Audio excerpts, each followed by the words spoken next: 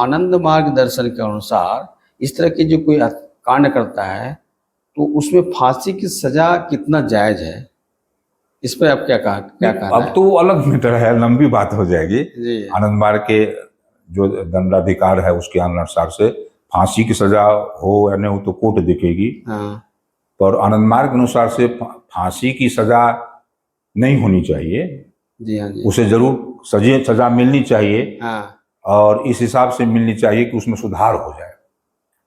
या जब उसको फांसी पर चढ़ा देंगे, ये करने के किए का सजा उसको तो नहीं कर भुगत पाया, नहीं भुगतने के भुगत चांस, पाया, क्योंकि हाँ। वो भुगतेगा तो फिजिकल बॉडी में ही भुगतेगा। भुगतेगा और फिर उसको पश्चाताप होगा ना। हाँ पश्चाताप होगा और इस तरह से फिर वो लोगों के पास बोला कि देखिए हम गलत किए। हाँ इस तरह से आप लोग समाज के लोग कोई न करें। हाँ अगर बेटी शादी अपने मन से कर लेती है हाँ। तब कर लेती है तो उसके लिए उसके हस्बैंड की हत्या नहीं होनी चाहिए, चाहे उस लड़की की हत्या नहीं होनी चाहिए। मतलब कितना है खतरनाक अपराध क्यों नहीं हो, उसकी फांसी नहीं होनी चाहिए। नहीं, बिल्कुल नहीं माने होनी चाहिए। हत्या के बदले हत्या नहीं होनी हाँ। चाहिए, क्योंकि जब वो जिंदा रहेगा उसको जब प्रायश्चित करने का मौका दिया जाएगा, उस हिसाब से उसको पॉजिटिव माहौल दिया जाएगा। आवश्यकता अनुसार जब तक सुधार उसमें नहीं हो रहा तब तक उस पर दंडात्मक कार्रवाई की जाएगी। तब तक की जाएगी जब तक कि अपने किए पर उसको पछतावा न हो, तो उससे समाज को ही फायदा होगा। दंड देखिए मनोज दादा, दंड इसीलिए मिलना चाहिए कि दुश्मनी के भाव से नहीं, सुधारात्मक उसका जो विचार है उसका जो उसमें परिवर्तन हो जाए।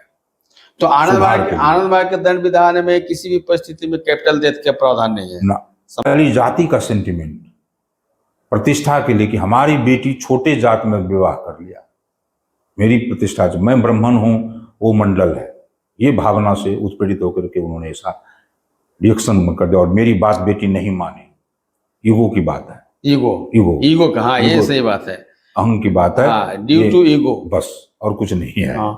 अब इसमें जो है ये नहीं है कि वो जो है पूरा अपने ब्राह्मण समाज को बैठा करके मीटिंग किया होगा भाई उसको गोलिये मार दो, ऐसे सब कुछ नहीं है।